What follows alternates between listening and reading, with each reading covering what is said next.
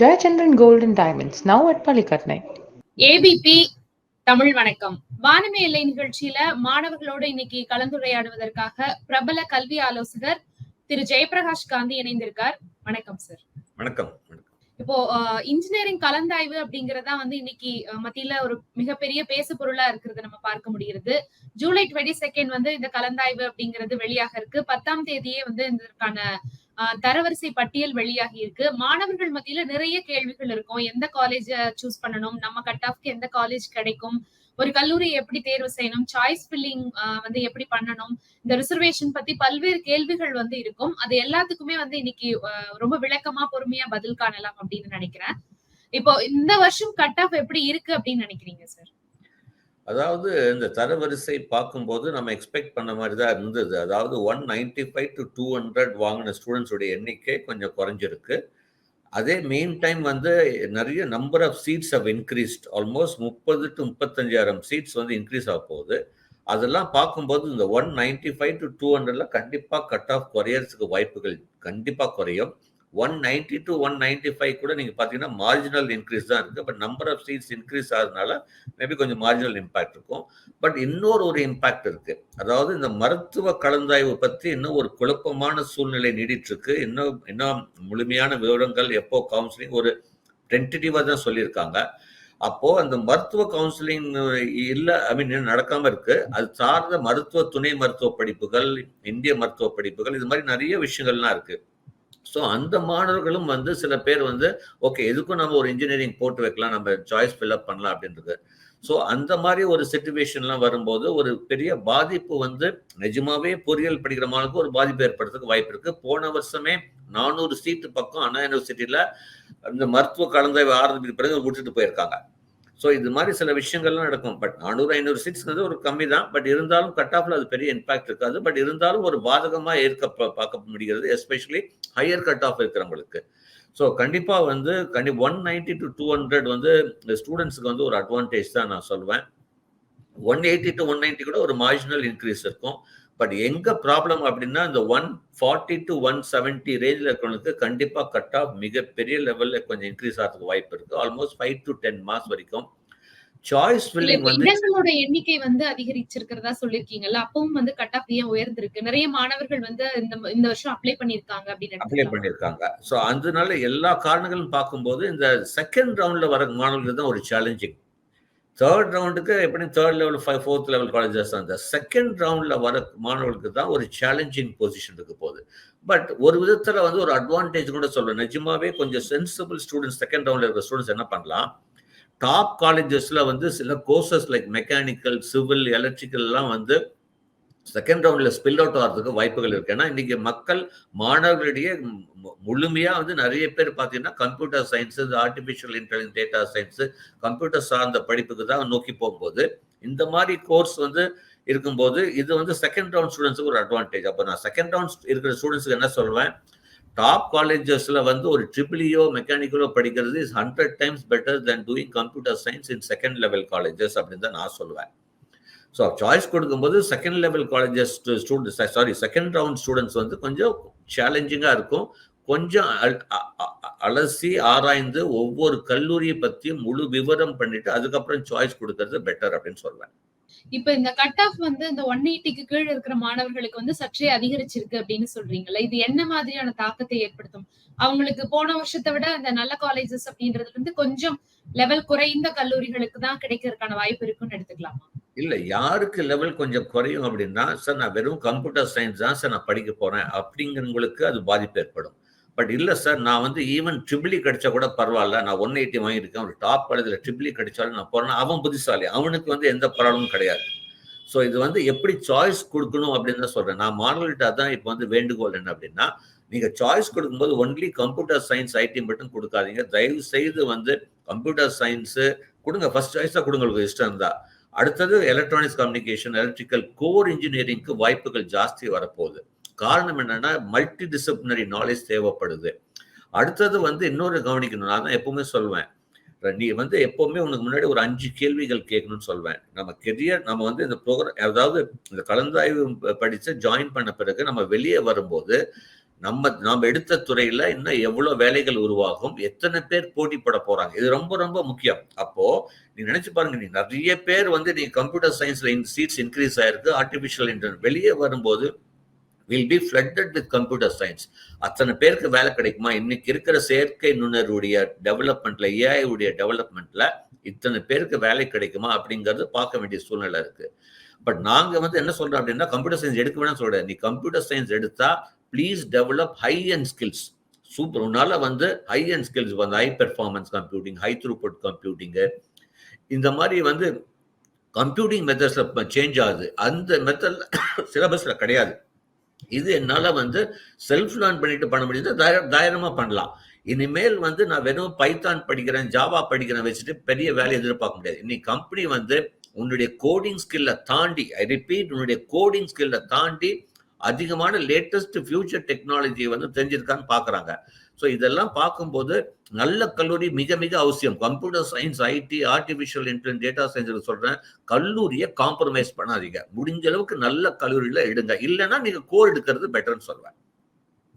இல்ல இப்ப நம்ம சொல்றோம்ல சார், இப்ப இந்த ஏஐயா இருக்கட்டும், இல்ல கம்ப்யூட்டர் சயின்ஸ் வந்து இப்போ ட்ரெண்டிங் படிப்புகள்ல இருக்கு அப்படின்னே சொன்னாலுமே கூட, இப்ப இன்ஜினியரிங் தரவரிசை பட்டியல்ல டாப் ரேங்க் வாங்கின, முதலிடம் பிடித்த இந்த தோஷிதாவா இருக்கட்டும், இல்ல செகண்ட் பிளேஸ் வந்த நிலஞ்சனாவா இருக்கட்டும், ஈவன் 7.5% எடுத்த முதலிடம் பெற்ற ரமணி அப்படிங்கிற மாணவியா இருக்கட்டும், எல்லாருமே யாருமே வந்து இந்த கம்ப்யூட்டர் சயின்ஸையோ இல்ல ஏஐயோ சூஸ் பண்ணலையே. இப்ப இதை எப்படி நம்ம புரிஞ்சுக்கலாம்? மாணவர்கள் மத்தியில வந்து ஒரு டாப் லெவல்ல இருக்கிறவங்களுக்கு அதுல ஆர்வம் இல்லைன்ற மாதிரி எடுத்துக்கலாமா? இல்ல பொதுவாவே நான் சொல்றேன், இல்ல வெரி குட் கொஸ்டின்மா, வெரி குட் கொஸ்டின். நான் வந்து அவங்கள வந்து ரொம்ப பாராட்டுறேன். நிஜமாவே புத்திசாலி மாணவர்கள் அப்படின்னு சொல்றேன். அது ரொம்ப சந்தோஷம்.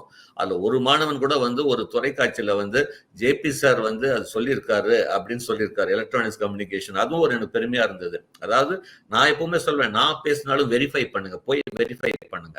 அதனாலதான் நான் எப்பவுமே சொல்வேன். ஸோ அதெல்லாம் அவங்களும் அலசி ஆராய்ஞ்சிருக்காங்க. அவங்க பேரண்ட்ஸ் வந்து அவங்க வந்து படிச்சவங்களா இருக்கலாம், இல்லது வந்து கொஞ்சம் தெரிஞ்சவங்ககிட்ட கேட்டிருக்கலாம். ஸோ இது எல்லாமே வந்து கண்டிப்பா வந்து ஒரு நல்ல இது நோக்கி தான் போயிருக்கு. டாப்பர்ஸ் வந்து எலக்ட்ரானிக்ஸ் அண்ட் கம்யூனிகேஷன் எடுக்கிறது நானும் பார்த்தேன், மீடியாலையும் பார்த்தேன், பத்திரிகைகளையும் பார்த்தேன். இது வந்து ஒரு நல்ல விஷயம். இது வந்து கண்டிப்பா பாராட்ட வேண்டிய விஷயம். அலசி ஆராய்ந்து தான் பண்ணியிருக்காங்க. அதுல தப்பே கிடையாது. ஏன்னா இனிமேல் வந்து ஒரு பர்டிகுலர் பிரான்ச் வச்சுட்டு நம்ம பெரிய வேலையை எதிர்பார்க்க முடியாது. மல்டி டிசிப்ளினரி நாலேஜ் தேவைப்படுது. ஸோ அதனால தாராளமா பண்ணலாம். ஸோ கல்லூரியும் ஓரளவு முக்கியமா கொடுக்கணும். அதே சமயம் பிரான்ச்சுக்கு ஓரளவுக்கு பேலன்ஸ் பண்ணி கொடுத்தால் கண்டிப்பா வந்து மாணவர்கள் வந்து சாதிக்க முடியும். ஏன்னா சாய்ஸ் ஃபில்லிங்கிறது ஒரு ஆர்ட். நான் அதனால தான் எப்பவுமே சொன்னேன், don't get influence by YouTube இன்ஃப்ளூயன்சர்ஸோ இல்லை அவங்க ஏதாச்சும் ஒரு குரூப்ல, டெலிகிராம் குரூப்ல ஜாயின் பண்ண சொல்லி உங்களை வந்து மயக்கி வந்து பேசி பண்றாங்க. அது மாதிரிலாம் தயவு செய்து ஏமாந்துட வேண்டாம் தான் நாங்க சொல்றோம். அதனாலதான் நான் என்னுடைய இதுலயும் பேசும்போது கூட நான் பேசுறது கூட வெரிஃபை பண்ணுங்க அப்படின்னு சொல்லுவேன். ஸோ எப்பவுமே ஒருத்தர் பேசினாருன்னா don't get carried away, verify பண்ணுங்க. வெரிஃபை பண்ணிட்டு நீங்க முடிவு எடுங்க அப்படின்னு சொல்றேன். Don't try to get influence by people அப்படின்னு சொல்வேன்.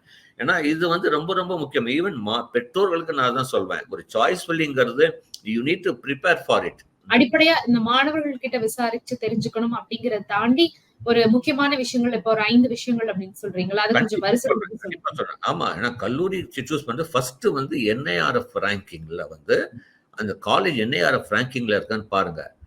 யாரோ யூடியூப்ல போடுற ரேங்கிங்லாம் வச்சுட்டு பார்க்காதீங்க தயவு செய்து. நான் ஈவன் ஐ எம் நாட் வந்து eligible or authentic to rank a college. Anna university கூட வந்து அவங்களுடைய பாஸ் பர்சன்டேஜ் ரேங்கிங் தான் போடுறாங்க ஒழிய ஆக்சுவல் ரேங்கிங் அண்ணா யூனிவர்சிட்டி போடுறது கிடையாது. இதுவும் கவனிக்க வேண்டிய விஷயம். அவங்க போடுறது வந்து அவங்களுடைய அகாடமிக் பெர்ஃபார்மன்ஸ் தான். NIRFன்னு ஒரு national institute of ranking framework அப்படின்னு பண்ணியிருக்காங்க கவர்மெண்ட். இதுதான் ஒரு ஆத்தென்டிகேட். இது வந்து நேர்மையா நடக்குது, அது வேற விஷயம். பட் ஓரளவுக்கு வந்து நான் வந்து அது NIRF ரேங்கிங் ஓரளவுக்கு நேர்மைன்னு சொல்லுவேன். 100% மார்க் கொடுக்க மாட்டேன். கண்டிப்பா ஒரு 80 to 90% மார்க் கண்டிப்பா NIRF ரேங்கிங் கொடுப்பேன். ஓரளவுக்கு நேர்மையா இருக்கு. அப்போ அந்த NIRF ரேங்கிங் ஃபர்ஸ்ட் பாருங்க. நீங்க எடுக்கிற கல்லூரி வந்து NIRF ரேங்கிங்ல இருக்கா? அடுத்தது NACல வந்து A++ இருந்தா ஃபர்ஸ்ட் முக்கியத்துவம் கொடுங்க. NACல A++. அப்புறம் NBA அக்ரிடேஷன் இருக்கா? அட்டானமஸ் ஸ்டேட்டஸ், அதுக்கப்புறம் இண்டஸ்ட்ரி இன்ஸ்டிடியூஷன் இன்ட்ராக்ஷன்ஸ் எப்படி இருக்கு? பெரிய கம்பெனிஸ் எல்லாம் வந்து அக்ரிடேட் பண்ணியிருக்காங்களா? இப்போ TCS, இன்ஃபோசிஸ், விப்ரோ மாதிரி பெரிய கம்பெனி, ஆக்செஞ்சர் மாதிரி கம்பெனி அக்ரிடேட் பண்ணியிருக்காங்களா? ஃபாரின் லாங்குவேஜஸ் சொல்லி தராங்களா? உங்களுக்கு வந்து இந்த இண்டஸ்ட்ரி நடத்துகிற காம்படிஷன் சேலஞ்சஸில் வந்து உங்களுக்கு வந்து அவங்க சப்போர்ட் பண்ணுறாங்களா?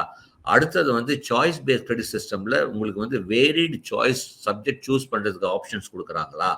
அடுத்தது வந்து நீங்கள் பார்க்க வேண்டியது வந்து ரியல் டைம் ப்ராப்ளம் சால்வ் பண்ணுறதுக்கு ஆப்பர்ச்சுனிட்டி கொடுக்குறாங்களா? அடுத்தது இன்டர்ன்ஷிப் எப்படி இருக்குது? இது எல்லாமே பார்க்க வேண்டியிருக்கு. நிறைய மாணவர்கள் இந்த last year cut off base பண்ணி தப்பாகவும் எடுத்துடுறாங்க. நான் லாஸ்ட் இயர் கட் ஆஃப் வந்து நான் கூட வந்து நான் ரெஃபர் பண்ண மாட்டேன். அது வந்து ஒரு ஜஸ்ட் ஒரு இன்ஃபர்மேஷனை வச்சுக்கோங்க. அது நான் நெக்லெக்ட் பண்ண வேணும்னு சொல்ல கிடையாது. அது ஒரு பேஸ், அது ஒரு ஃபேக்டரா வச்சுக்கோங்க. பட் அதுதான் 100% அப்படின்னு நம்ப வேண்டாம். அதுதான் நாங்க சொல்றது. ஸோ ஒவ்வொரு வருஷம் மாறும். ஒரு காலேஜினுடைய தன்மைகள் மாறும். அவங்களுடைய கரிக்குலம் வந்து அட்டானமஸ் இருந்தால் சேஞ்சஸ் ஆகிறதுக்கு வாய்ப்பு இருக்கு. there will be some conflict, somewhere there will be advantages also few colleges, அது மாதிரி எல்லாமே. ஸோ இது எல்லாமே ஃபர்ஸ்ட் இந்த மாதிரி எல்லாம் இருக்குன்னு பார்க்கணும். சில மாணவர்கள் வந்து சார் என்ஏஆர்எஃப் ரேங்கிங்ல இல்ல, காலேஜ்ல போய் கேட்டா அவங்க அப்ளை பண்ணல அப்படிங்கிறாங்க. இது உண்மையா அப்படின்னு? இது உண்மையும் சொல்வேன், பொய்யும் கூட சொல்வேன். அதாவது முடிஞ்ச அளவுக்கு எல்லா காலேஜுமே வந்து அந்த என்ஏஆர்எஃப் ரேங்கிங்ல வரணும் தான் பார்க்கணும். Maybe one or two exemption. என்ஏஆர்எஃப்ல இல்லைன்னாலும் சில கல்லூரிகள் பண்றாங்க. அதுல வந்து நான் மாற்று கருத்து கிடையாது. பட் வந்து நான் முடிஞ்ச அளவுக்கு வந்து கண்டிப்பா என்ஐஆர்எஃப் ரேங்கிங் உள்ள கல்லூரிக்கு ஒரு முக்கியத்துவம் கொடுக்கறதுக்கு நான் வந்து எப்பவுமே வந்து ஒரு ஆத்தென்டிக்கா சொல்வேன். ஏன்னா அது வந்து கவர்மெண்ட் ஆத்தென்டிகேட். ஸோ அப்படி வந்து என்ஐஆர்எஃப் ரேங்கிங் கல்லூரிக்கு முக்கியத்துவம் கொடுக்கலாம், தப்பு கிடையாது. அடுத்தது கோர்ஸ் எடுக்கும் போது இது எப்படி நீங்க காலேஜுக்கு சொன்னீங்களோ அதே மாதிரி நீங்க கோர்ஸ் கூட நான் வந்து ஒன்று சொல்வேன். ஃபர்ஸ்ட் ஒரு பிரான்ச் எடுக்கிறதுக்கு முன்னாடி always take a primary branch. அடுத்தது வந்து இந்த பிரான்ச் எடுக்கிறதுக்கு முன்னாடி நீங்க கூகுள்ல போய் கேட் சப்ஜெக்ட்னு போடுங்க. கேட் சப்ஜெக்ட் நீங்க எடுக்கிற சப்ஜெக்ட் வந்து கேட் எக்ஸாம்ல இருக்கான்னு பாருங்க. ரொம்ப ரொம்ப முக்கியம் அது. காரணம் இப்போ உதாரணத்துக்கு மெக்கட்ரானிக்ஸ் இருக்கு.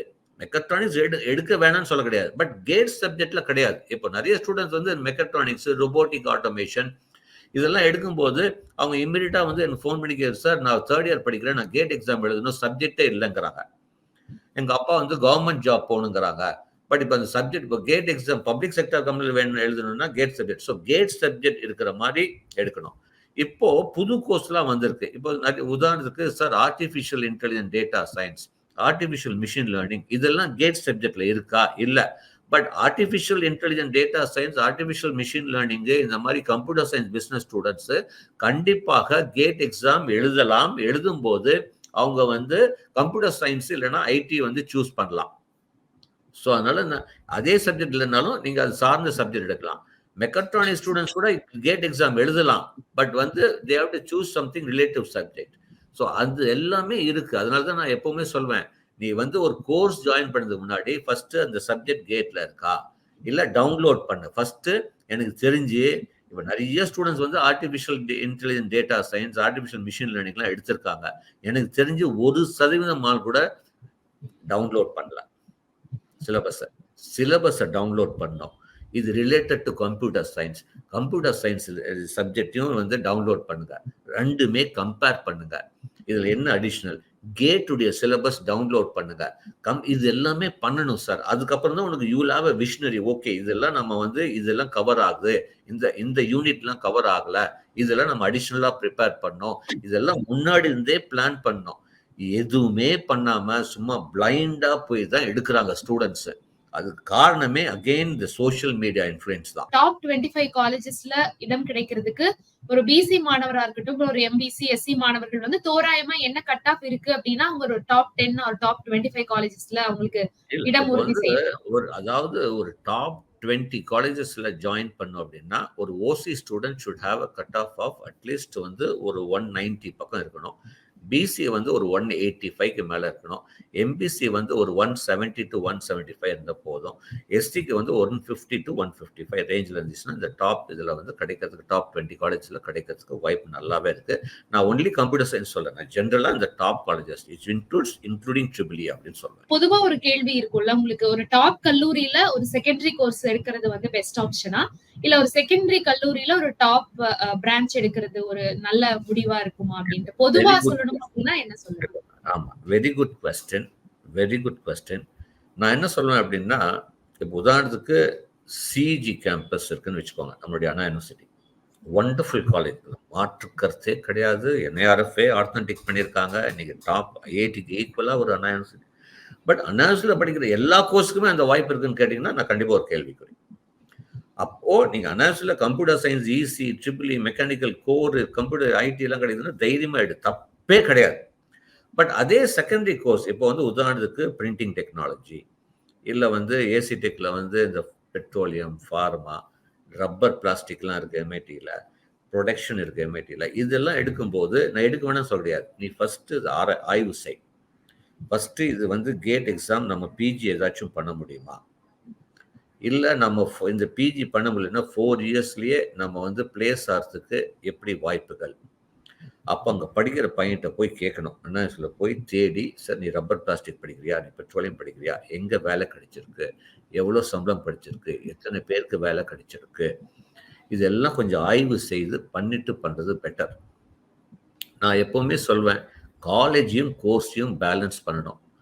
அதுக்காக நல்ல காலேஜில் எல்லா கோர்ஸுமே எடுக்கிறதும் தப்புன்னு தான் நான் சொல்வேன். நான் பொதுவா பொறியியல் படிப்பு அப்படின்றது நல்லா படிக்கக்கூடிய மாணவர்களுக்கான படிப்பு அப்படின்ற மாதிரியான ஒரு போக்கு கடந்த 10 ஆண்டுகளுக்கு முன்னாடி வரைக்கும் இருந்தது. அதற்கு பிறகு யார் வேணாலும் ஆர்வம் இருந்தா படிக்கலாம் அப்படின்ற மாதிரியான ஒரு நிலை மாறிடுச்சு. நிறைய தனியார் கல்லூரிகளும் வந்துச்சு. இப்பவுமே கூட இப்போ கட் ஆஃப் குறைவா இருந்தாலுமே கூட ஏதாவது ஒரு பொறியியல் கல்லூரியில சேர்ந்து படிக்கிற மாணவர்களையும் பார்க்க முடியுது.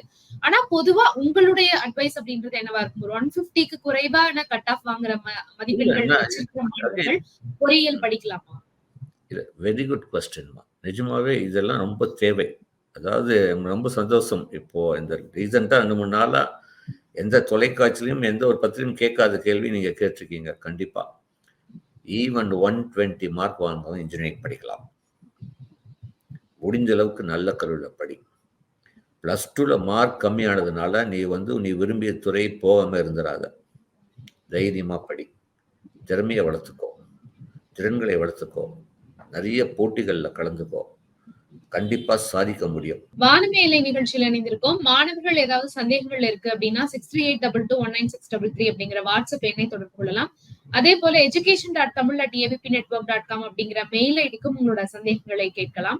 இப்போ பொதுவா இந்த 3 கட்டங்களா கலந்தாய்வு நடக்குது இல்ல சார், இதுல 2ஆம் கட்ட கலந்தாய்வுல கலந்துக்கிற மாணவர்களுக்கு பொதுவா சொல்லணும் அப்படின்னா 180 வரைக்கும் அந்த முதல் ரவுண்ட் கவுன்சிலிங் அப்படின்றது முடிஞ்சிருது. அதற்கு கீழே இருக்கிற மாணவர்களுக்கு அப்படின்றது அவங்களுக்கு அரசு கல்லூரிகள் கிடைப்பதற்கான வாய்ப்பு எந்த அளவுக்கு இருக்கு? இல்ல, நல்லாவே இருக்கு. நான் வந்து இப்போ அந்த ஃபர்ஸ்ட் ரவுண்ட் முடிஞ்ச உடனே உங்களுக்கு சாய்ஸ் ஃபில்லிங் அப்போ வந்து இந்த ஃபர்ஸ்ட் ரவுண்ட்ல என்னென்ன வேகன்சி இருக்கோ அது அத்தனையுமே உங்களுக்கு வந்து தெரியும். அதை பேஸ் பண்ணி அதனால தான் நான் சொல்கிறேன். நான் வந்து நீங்கள் ஃபஸ்ட்டு ஒரு செகண்ட் ரவுண்ட் இருக்கிறவங்க கூட வந்து ஒரு கம்ப்ளீட்டாக ஒரு லிஸ்ட்டு ப்ரிப்பேர் பண்ணோம். லிஸ்ட்டு ப்ரிப்பேர் பண்ணி நீங்கள் வந்து இப்போ வந்து ஃபஸ்ட் ரவுண்டில் வேகன்சி லிஸ்ட் வந்து முடிஞ்சோடனே அந்த ஃபஸ்ட் ரவுண்ட் முடிஞ்ச பிறகு வேகன்சி லிஸ்ட் வரும். அப்போ அந்த லிஸ்ட்டு ப்ரிப்பேர் பண்ணிங்கன்னா நீங்கள் எந்தெந்த காலேஜ் உங்களுக்கு இருக்குது, எந்தெந்த காலேஜ் இல்லை, என்னென்ன கோர்ஸ் நீங்கள் சாய்ஸ் பண்ண அதெல்லாம் இருக்கிறது டிக் பண்ணுங்கள், இல்லாதது வந்து அடிச்சிருங்க. So it will shortlist. இப்போ 150 சாய்ஸ் கொடுத்தது 100 சாய்ஸாக மாறலாம். அந்த 100 சாய்ஸ் நீங்கள் கொடுங்கன்னு நாங்கள் சொல்கிறோம். So they have to really prepare. Plan பண்ணாமல் இப்போ நிறைய பேர் வந்து பண்ணுறாங்க. அதனால தான் சொல்கிறோம். ஸோ இந்த டைமில் வந்து உட்காந்து ப்ரிப்பேர் அ லிஸ்ட். அகெயின் சொல்கிறேன், சாய்ஸ் நம்பர் 1 காலேஜ் பேர், அதுக்கப்புறம் காலேஜ் கோடு, என்ன பிரான்ச்சுன்னு எல்லாம் எழுதுங்க சார். காலேஜுடைய ஃபீஸும் எழுதுங்க.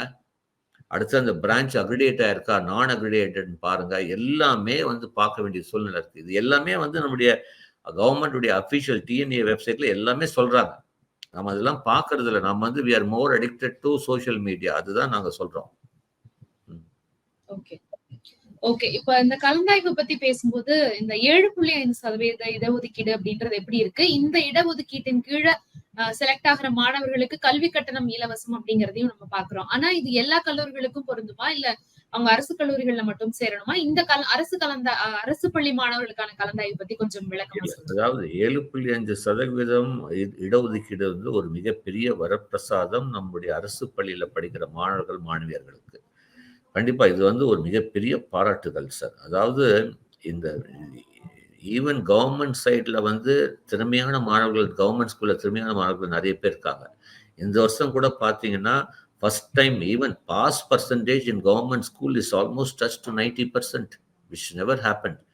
அப்போ அங்கேயும் படிக்கிற மாணவர்கள் இருக்காங்க, நல்ல டீச்சர்ஸ் இருக்காங்க.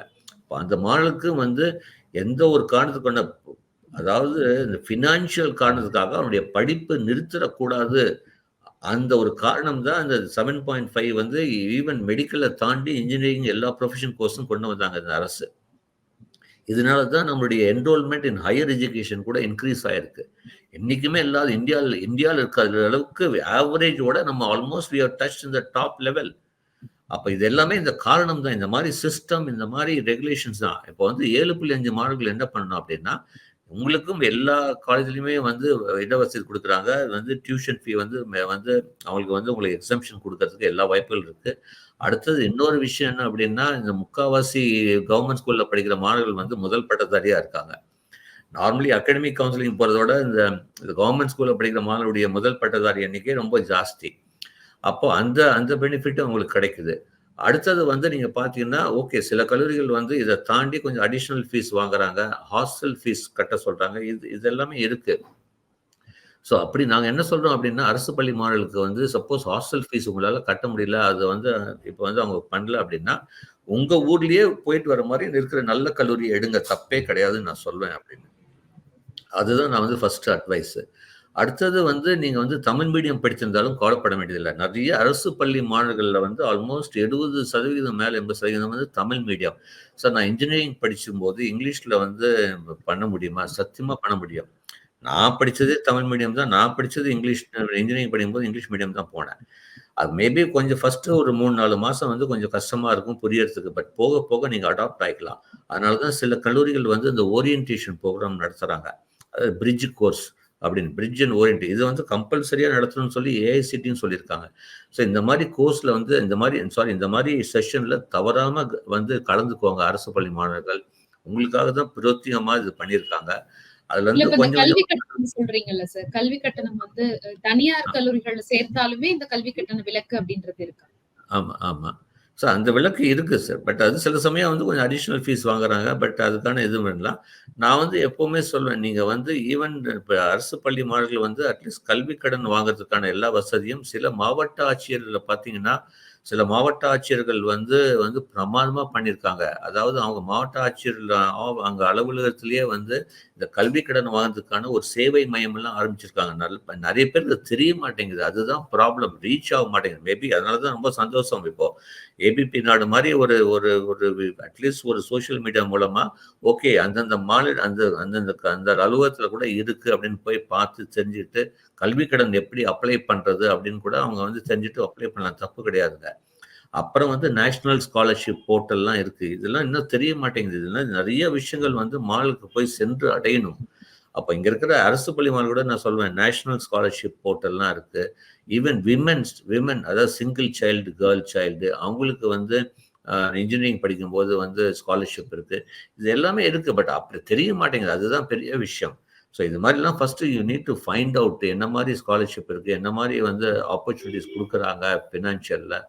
வேற தனியார் வந்து ஏதாச்சும் வந்து ஸ்காலர்ஷிப் கொடுக்குறாங்களா, இது எல்லாமே பார்க்க வேண்டியிருக்கு. நல்ல மனங்கள் நிறைய நம்ம தமிழ்நாட்டில் இருக்காங்க, ஹெல்ப் பண்ணிட்டு தான் இருக்காங்க. ஸோ அதெல்லாம் கொஞ்சம் இந்த ஒரு காரணத்துக்காக நீங்க உங்களுடைய படிப்பு நிறுத்த வேணாம், தைரியமா போங்க. Somebody will be there to help you அப்படின்னு சொல்வேன். வானநிலை நிகழ்ச்சியில இவ்வளவு நேரம் நம்ம பேசினோம். மாணவர்கள் ஏதாவது சந்தேகங்கள் இருக்கு அப்படின்னா 6382219633 அப்படிங்கிற வாட்ஸ்அப் எண்ணை தொடர்பு கொள்ளலாம்.